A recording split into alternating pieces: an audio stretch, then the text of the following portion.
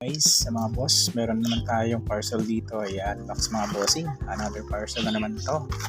Toys ko naman to sa trabaho ko mga boss. Gamit ko sa trabaho mga boss. So, unbox natin. Start. Check natin ano to. Ayan.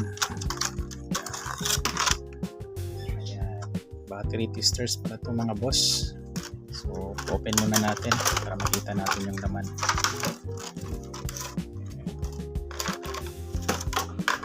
Okay, ito yung laman mga bossing. Ito yung guide nya, ito yung manuals. Basahin nyo lang kung bet nyo mga boss. So kung bibili kayo, okay, ito yung laman, main ano nya, battery charger mga boss. Okay, ang brand nito is ayan, battery tester King Bolin. Model BM550. So screen niya mga boss, and keypad niya mga boss, up and down lang, tsaka back, tsaka okay. So ito mga bossing, no need na siyang battery inside kasi direct na to sa battery nyo na itetest mga boss. Okay, so explain natin doon sa guide niya mga boss yung paano gamitin to, tsaka yung ibang specs niya mga boss. Okay, dito tayo. So,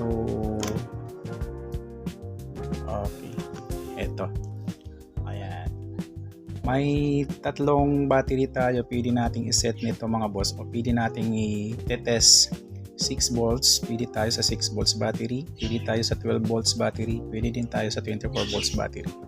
Okay, mostly 12 volts battery tayo kung hindi naka ano. So, ito yung step by step niya mga bossing. Una, may nakalagay dito step 1. Connect lang natin yung battery, connect to battery lang natin yung probes, itong probes na to. So pag maka-connect na to sa battery, yan kung nakikita nyo, positive, negative, automatic mag-on na yung device natin. Ito, mag-on na yung device natin pag naka-connect na yung probes natin sa battery. So after that, isi-set natin step 2, select tayo ng battery type. So paano yung type ng battery natin? Nasa taas yan makikita.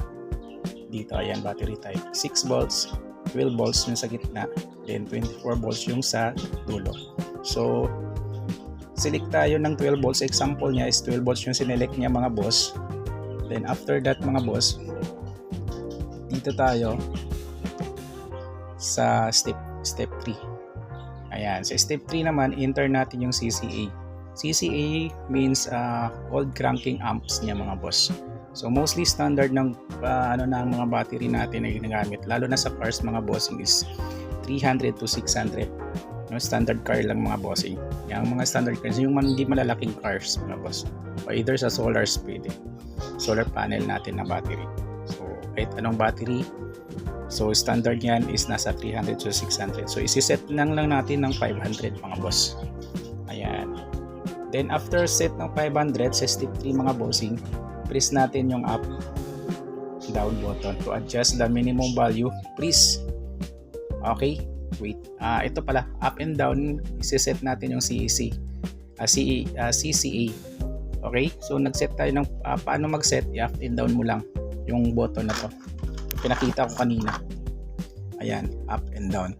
So, and then para ma-set mo nung 500 na to.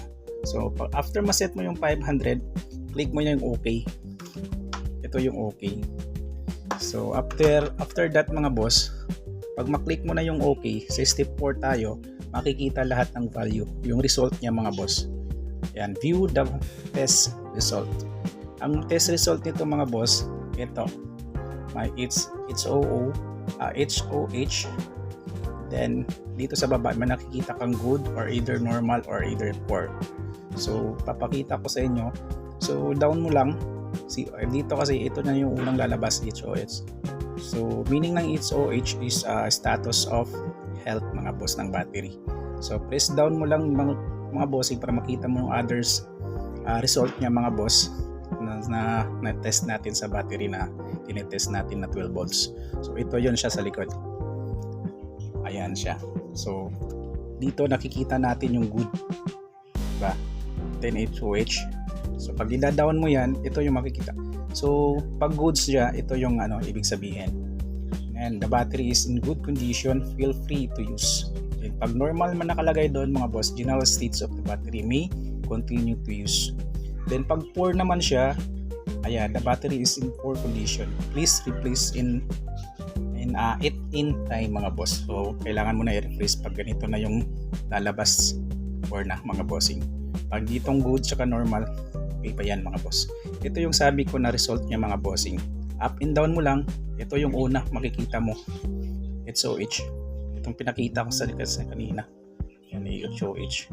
So pag i-up and down mo yan mga boss, ayan o, may down, may up tsaka down. Up tsaka down. Percentage niya ng HOH mga boss. Ito yan lahat na makikita ng result mo mga boss.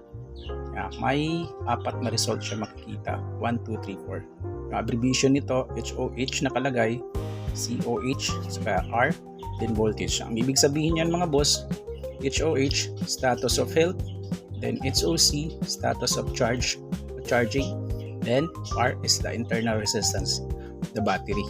Then voltage, the battery voltage niya, kung magkano, kung ilan na lang yung matetest niya, kung nakukuha niyang result mga boss.